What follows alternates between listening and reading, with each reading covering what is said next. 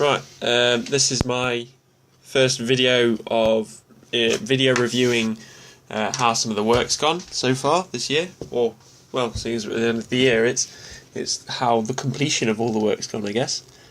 So first, you're going to take a look at this assignment here, which was my character design assignment, and basically the idea was that we had to create a original character design and proceed to rig it and animate it and all that kind of thing. So my concept was a futuristic design, and I'll bring up an image of the concept art.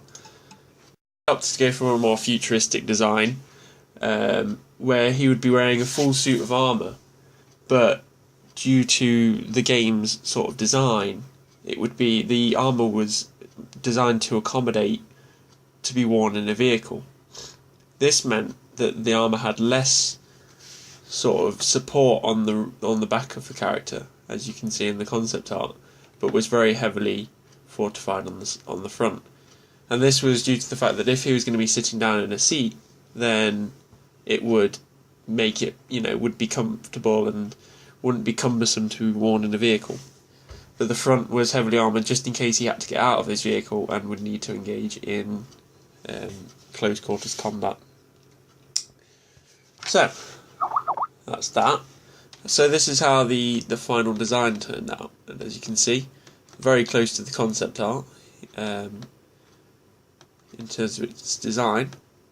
This is the low poly version, by the way, roughly 6,000 to 7,000 polygons, I think overall it was. Whereas the full high poly version with full detail was roughly 75,000 polygons. So, as you can see, these little nodes here are just the skeleton, how it's imported into Max. As you can see, I followed very closely to the concept art itself. All the colours are relatively original, as in to my own design. It was quite difficult getting the rig itself set up, and we'll have a look at the rig in a second, and the animation. But this is just the final. This is the scene of the final pose that I submitted, which had the turnaround and the detail.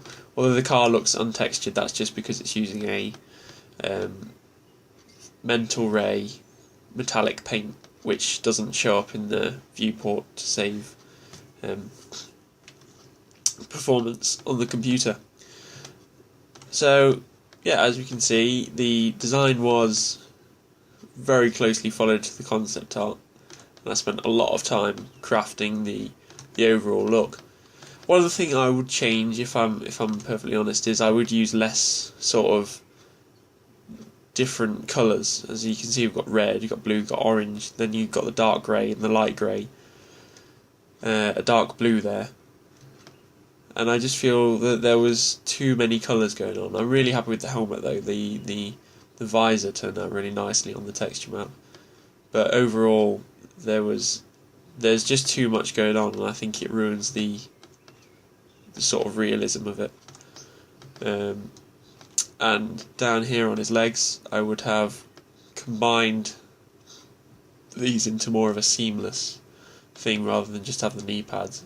Have that as a full lower leg section. My biggest problem with this design, and this came apparent when rigging, was how the armour would move. Now, I did think about this to a point. As you can see, these black lines around here were extrusions where the armour was supposed to bend. There was supposed to be no plated armour over that. And here, below the large belt, was a section where it allowed the character to move more freely. But I really didn't put enough time into thinking about how it would move realistically, as the back has hardly any space for the character to move his torso. So while the spaces have been made around the front, they don't continue to the rear, and I didn't click onto this when I was making it, which means that this model should technically not be able to move his torso at all. Another problem is the size of the shoulder pads. It became apparent to me that it would clip quite considerably when he tries to lift his arms up, because the edges of the shoulder pads would hit the top of the torso. But these are all things. Oh, another place is the top of the thigh plating, which would hit the belt of the torso. But like I said, these are things that I would change the second time round if I had a chance to do it again. By the time I'd realised these mistakes, it was too late to even consider a redesign, because it would mean remaking a high poly and then remaking a low poly version, and then normal map and texture map and all that. So yeah, that would have taken too long, I think. As I own the time frame in which these all have to be done to the standard that I believe was good enough was small, to say the least. There's a rare point where I say, right, I'm happy with this, and I'm going to submit that. It takes a long time for me to get to that stage, and I got to that stage with these problems in mind. Right, so let's just take a look at the rig in Maya. So, as you can see here, this is him in a walking cycle.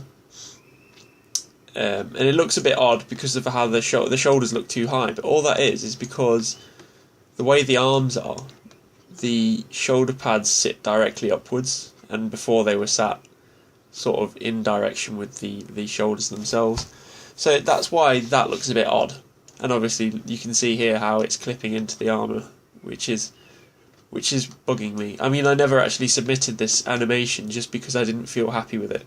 And then it was said it was an optional thing, that the animation was optional. So I decided I'd spend more time setting up this overall scene to get a nice lighting balance, give myself plenty of time for renders. I mean, renders alone of this whole scene, I think it was roughly 5,000 plus frames. Took a few days. With my computer rendering them all day, it would take at least 8 hours to do 600 frames, which I just felt that was more important than... I thought, as a 3D artist, it was more important to sort out my renders rather than the animation. The animation was something that, because it was optional, it was something that could be left, whereas the turnaround wasn't. Right, so I'll just play the animation. Oh, it's a bit too fast. I'll just play it roughly, sort of through the timeline. So as you can see, if I play it backwards and forwards,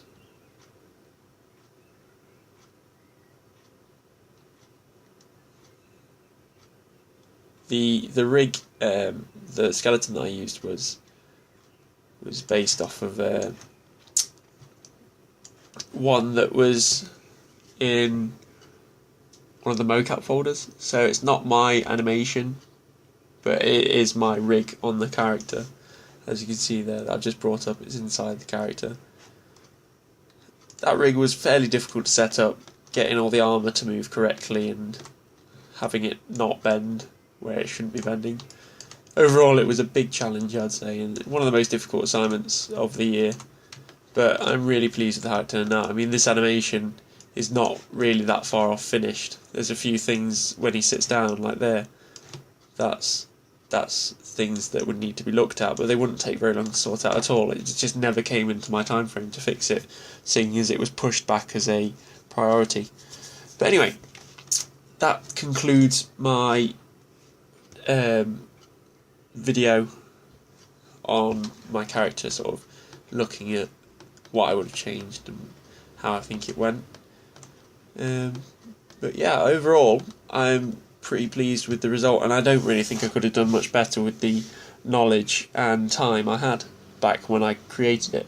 I think if I were to redo it now, I could do a much better job. But that remains to be seen. Right, cheers for listening, and I'll see you in my next video.